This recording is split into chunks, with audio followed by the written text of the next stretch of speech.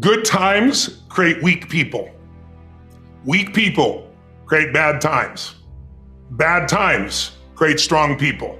Strong people create great times. The mindset has to be destroy any limitation and move forward, move forward, move forward. There is a way, move forward. And I think if you watch this, it's like taking off on a plane from, I'm in Texas right now. If I flew from Dallas here to go to Hawaii, you're off course about 90% of the time. I'm a pilot.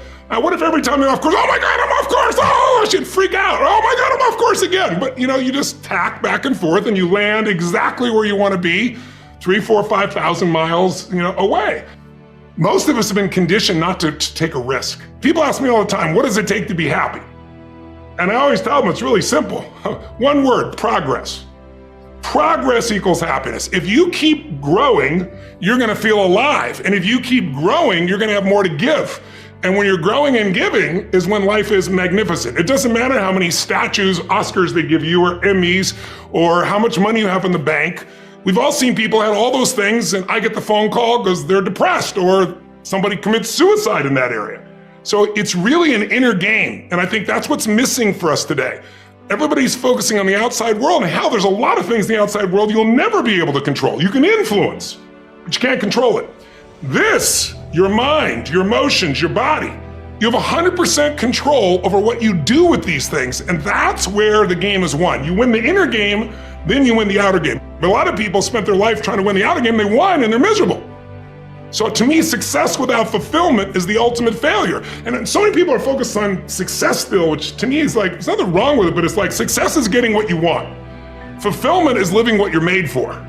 And it's like fulfillment and success, they're not even in the same universe. And there's nothing wrong with going for success, but you really got to figure out what you're made for, and nobody knows in the beginning. So you start where you are and you do what's in front of you, you do what's next, and you keep growing until you start to discover, hey, this is my real passion. This is my real hunger and drive. And it can change. People go for 5, 6, 7 years and then they usually question their business, their career, their body, their relationships. And then one of two things happens. They change direction and feel renewed, or they go, no, I got a great deal here. What the hell's wrong with me? And they recommit and they get stronger. But that's life. And if you don't grow, I don't give a damn how much you got going for you, you're gonna be miserable. No problem is permanent. Or you start thinking the problem's pervasive because I haven't handled my finances, my whole world's over. Or because my relationship's bad, my whole world's over. Your life is bigger than that. Or all this is happening because there's something wrong with me. When you get to that point, you stop trying. And so my goal right now is to shake that up for people. People need a new perspective, and you can't do it by just sitting and thinking. You gotta move your body, you gotta change your energy and your focus, because low level of energy, I don't give a damn how smart you are, you're not gonna use all your ability. But if I get you into a higher state of being, mentally, emotionally, physically, then all of a sudden you start remembering who you are and you start coming up with answers that you never even thought were possible before.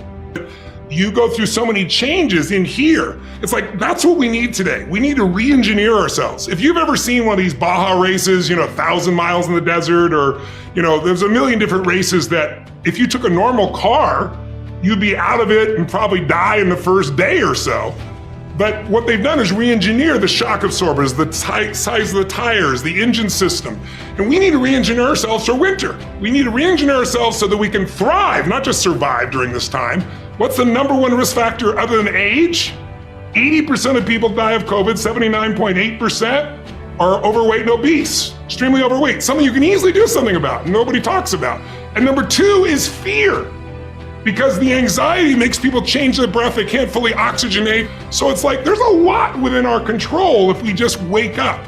But the beautiful part of COVID is a lot of people waking up to what's possible, seeing where it is, seeing how they could change their entire business. Because when things happen, and they're gonna be unjust things, it doesn't matter the color of your skin, it doesn't matter your age, it doesn't matter what country you're from, injustice is everywhere. It's gonna happen to all of us at various times, right? Or it may not just be injustice, just like, wow, you got cancer. I mean, it's like, what do I do to deserve this? It isn't like that. It's not something you earn by brownie points.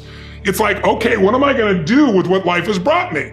And my greatest growth that's helped me help so many other people is because, someone tells me I got a tumor in my brain and I'm gonna die. And I'm like, I don't accept that, right? I got a torn rotator cuff and there's, you're gonna have to go through 6 months of rehab. I'm not gonna accept that. There's gotta be another way.